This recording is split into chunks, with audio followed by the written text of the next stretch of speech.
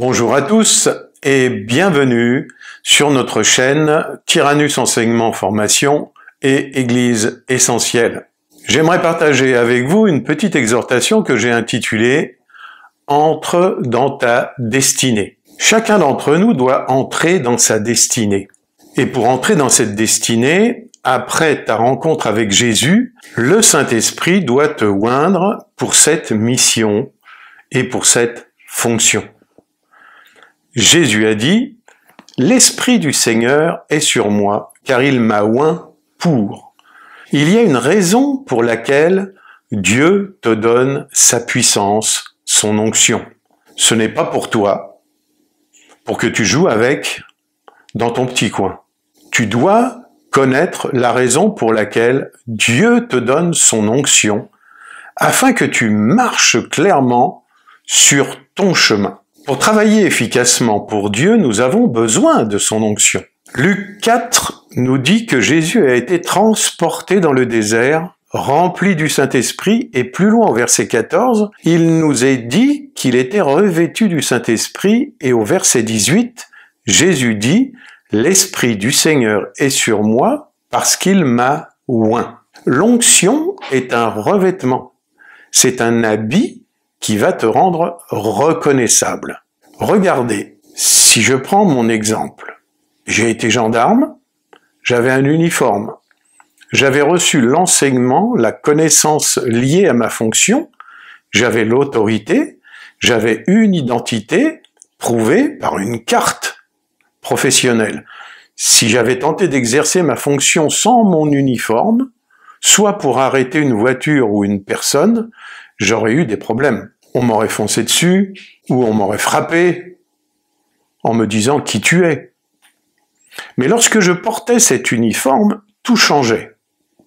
Est-ce que c'était moi que l'on respectait ou craignait? Non, c'était l'uniforme. C'est ce que je représentais.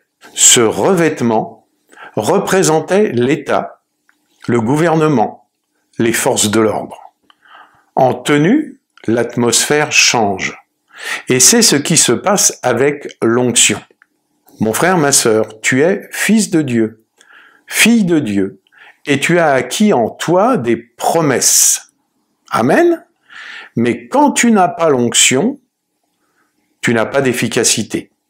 Jésus nous a donné le pouvoir de marcher sur les serpents et sur toute la puissance de l'ennemi, comme moi, j'avais reçu l'enseignement pour accomplir les missions du gendarme.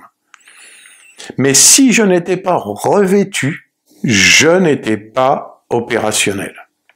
Une petite illustration. Un verre, c'est toi. La carafe d'eau, c'est le Saint-Esprit. Je remplis le verre et tu es rempli du Saint-Esprit. Je continue à verser, ça déborde, et tu es revêtu du Saint-Esprit. L'eau commence à entourer l'extérieur. La puissance de Dieu qui est à l'intérieur ne reste plus à l'intérieur. Elle devient visible à l'extérieur. Elle déborde. Dans les Actes, Jésus dit à ses disciples qu'ils devaient attendre d'être baptisés dans le Saint-Esprit. Et plus loin, il dit aussi « Le Saint-Esprit viendra sur vous et c'est alors que vous serez mes témoins ».